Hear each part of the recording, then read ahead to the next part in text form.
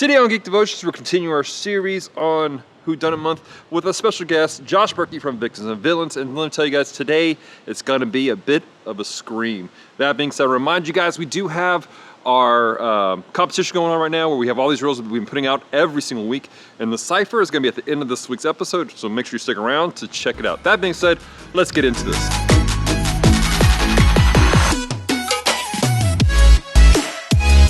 Welcome to Geek Devotions, a YouTube channel from devoted geeks who are devoted to letting you know that you are loved. My name is Captain Nostalgia, and I have the utmost honor of being your guest host this week. I am a podcaster and writer over at Victims and Villains, an entertainment website, podcast, and nonprofit that educates and engages individuals on mental health awareness and suicide prevention through the lens of pop culture. I am super stoked to be here talking to you guys today, not only about the gospel, but about one of my favorite movies of all time.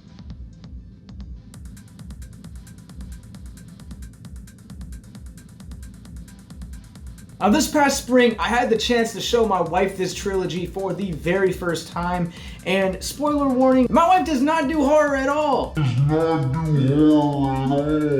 But she made me see this film franchise in a brand new light. It's not just a traditional slasher movie where you have a group of teenagers that are being hunted by a masked stranger. No, this film is actually a mystery, a classic whodunit of you're trying to figure out who's behind the mask and what the motive is. The movie opens up on one of the most iconic film openings now of all time with a very young Drew Barrymore. Young Drew Barrymore gets a phone call from a masked stranger and he simply says this: "Sorry, wrong number." And then it happens again. "I just wanted to say that I was sorry for calling and wasting your time." Then on the third time, he actually charms himself into a conversation with this woman. Then somewhere along the lines, it fades from regular casual conversation to malevolent behavior. And during this third phone call, it is important to remember that Drew Barrymore admits one thing: "I don't have a boyfriend." This might seem like a random fact, but it's actually key, and I'm actually going somewhere with this. When the conversation starts to head a little bit into a shadier, darker route, this is what she responds to: "He's big, and he plays football, and he's gonna kick the crap out of you!" Can I say crap? I just did. So there's that. It's already edited. Alone, Casey is scared and defenseless, yet in her boyfriend, she finds a defender. Ephesians 6:12 tells us, "For we do not wrestle against flesh and blood, but against the rulers, against the authorities, against the cosmic powers over the present darkness, against the spiritual forces of evil in the heavenly places." You have to understand who we face here. That in this Christian life, we face rulers, authorities, cosmic powers, and spiritual forces of the heavenly realms. For Casey, she doesn't understand who's on the other side of this phone call. That's a terrifying reality to find yourself in. To have a type of situation or environment where you don't know the source of your turmoil. Perhaps there are some of you guys watching this right now that are going through depression, you're going through addiction, you're going through anxiety, you're going through fear.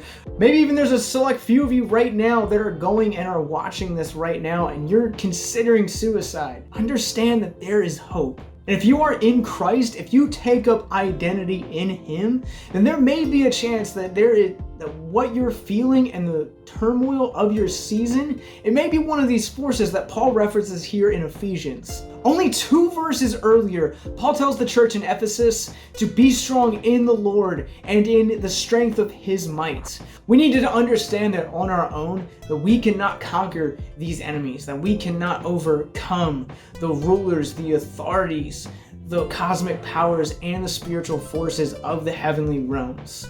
No, we need to remain strong in Him and in His mighty strength. We need to understand the importance of church, and that above all, we need to understand, as a friend of mine has told me time and time and time again, that we are not fighting for victory, but we are fighting from victory, that Christ has already won for us. These 2 specific verses that I pulled from Ephesians 6 go on to establish the armor of God and what that looks like. We'll provide that full passage in the description below.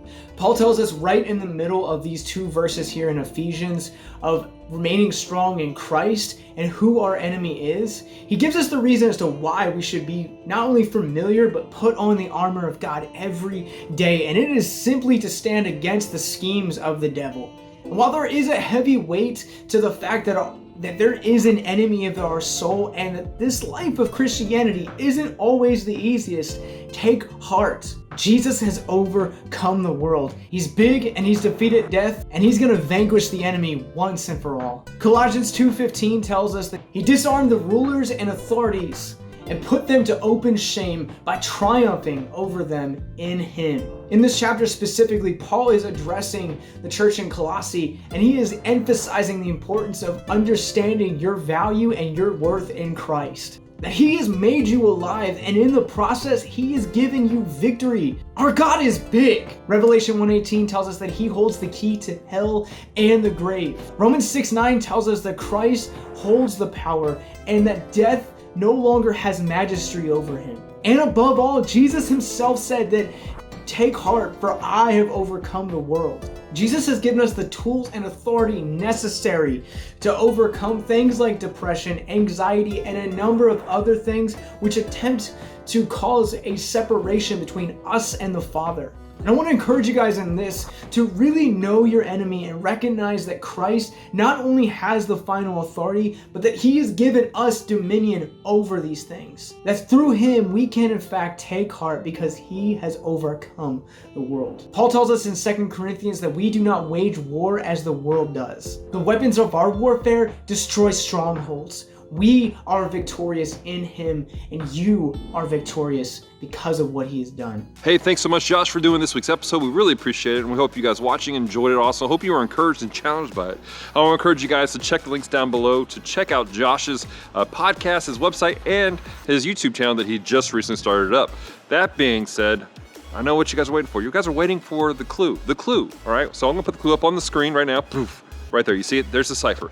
You guys have to put all the clues into the cipher, and you guys will have the final phrase. Remember, whoever gets this first and contacts us with the answer first will get a one-of-a-kind exclusive t-shirt from us here at Geek Devotions. So get to cracking.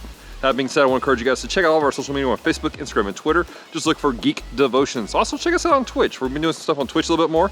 And just look for twitch.tv/Geek Devotions. Pop up real easily right there also. Why? Because we're trying to create communities where we can encourage people and love people. That's what we do here at Geek Devotions. We just want you to know that you're loved and that you're cared for, that there is hope for you. So check it out. Until next time, stay devoted. Peace and love.